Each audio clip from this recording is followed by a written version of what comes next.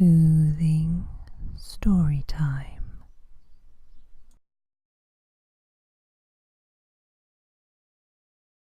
Aesop's Tales, Part 1.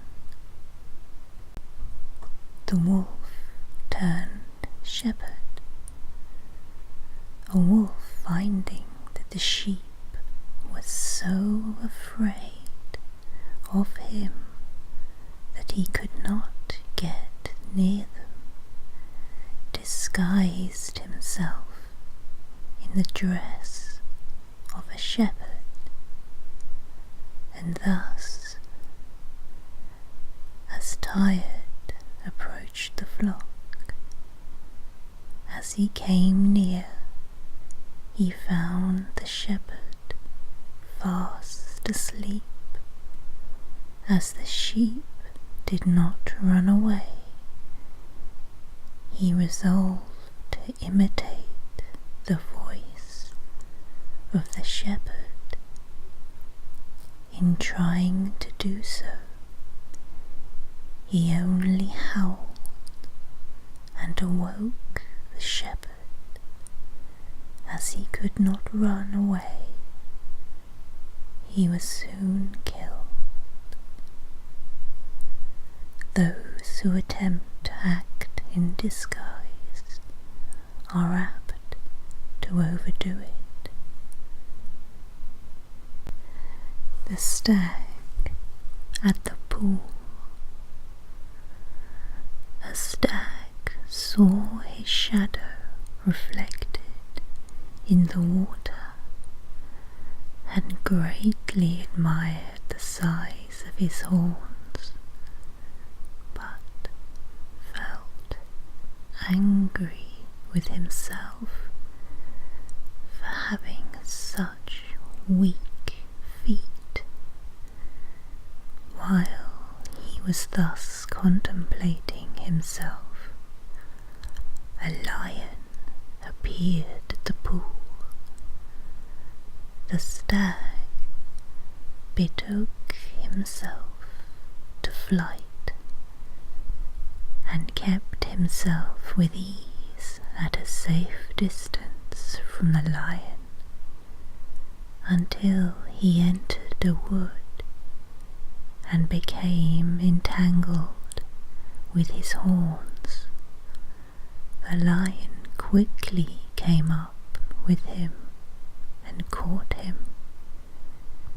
When too late, he thus reproached himself: "Woe is me!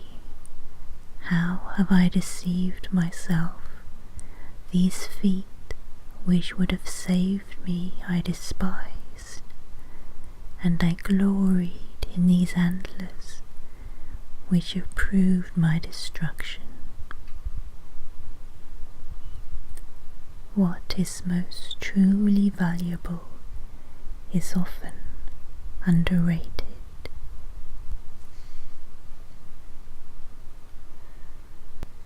The Fox and the Mask. A fox entered the house of an actor, and, rummaging through all his properties, came upon a mask, an admirable imitation of a human head. He placed his paws on it and said, "What a beautiful head! Yet it is of no value, as it entirely wants brains. A fair face is of little use without sense." The Bear and the Fox.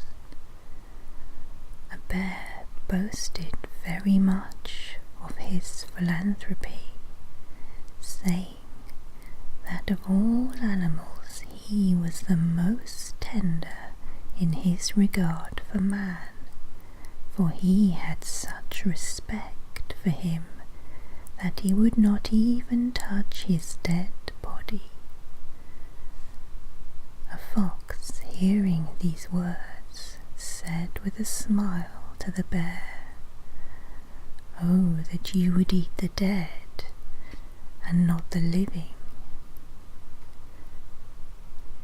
We should not wait till a person is dead to give him our respect." The Wolf and the Lamb. A wolf, meeting with a lamb astray from the fold, resolved not to lay violent hands on him, but to find some plea which should justify to the lamb himself his right to eat him. He then addressed him, "Sir, last year you grossly insulted me." "Indeed," bleated the lamb in a mournful tone of voice, "I was not then born." "Then," said the wolf, "you feed in my pasture." "No, good sir," replied the lamb, "I have not yet tasted grass." "Again," said the wolf, "you drink in my well."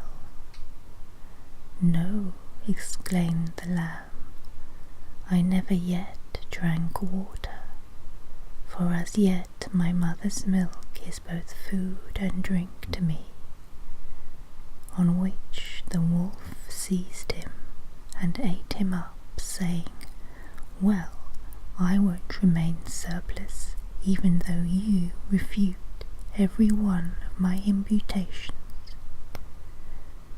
The tyrant will always find a pretext for his tyranny, and it is useless for the innocent to try by reasoning to get justice, when the oppressor intends to be unjust. The One-Eyed Doe. A doe, blind of eye, was accustomed to graze as near to the edge of the sea as she possibly could, to secure greater safety. She turned her eye towards the land, that she might perceive the approach of a hunter or hound, and her injured eye towards the sea, from which she entertained no anticipation of danger. Some boatmen sailing by saw her, and taking a successful aim, mortally wounded her. She said, "O wretched creature that I am, to take such precaution against the land, and after all, to find the seashore to which I had come for safety so much more perilous." Danger sometimes comes from a source that is least suspected. The Dog, Cock and Fox. A dog and a cock, travelling together, took shelter at night in a thick wood. The cock perched himself on a high branch, while the dog found a bed at the foot of the tree. When morning dawned, the cock, as usual, crowed very loudly. A fox, hearing the sound, wished to make a breakfast on him, came and stood under the branches, saying how earnestly he desired to make the acquaintance of the owner of so sweet a voice. "If you will admit me," he said, "I should very much like to spend the day with you, The cock said, "Sir, do me the favour to go round and wake up my porter, that he may open the door and let you in." On the fox approaching the tree, the dog sprang out and caught him and quickly tore him to pieces. Those who try to entrap others are often caught by their own schemes.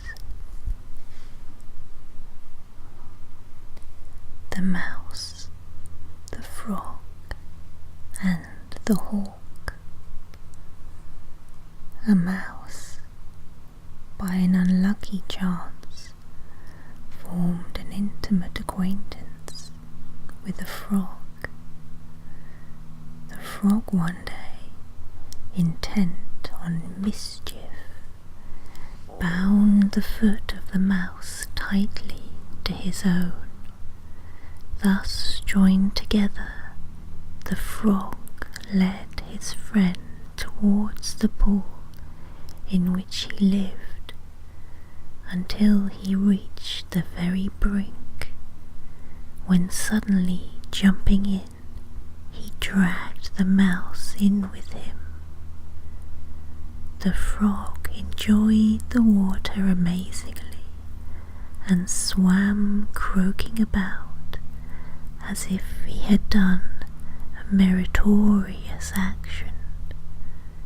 The unhappy mouse was soon suffocated with the water, and his dead body floated about on the surface, tied to the foot of the frog. A hawk observed it, and, pouncing upon it, carried it up aloft.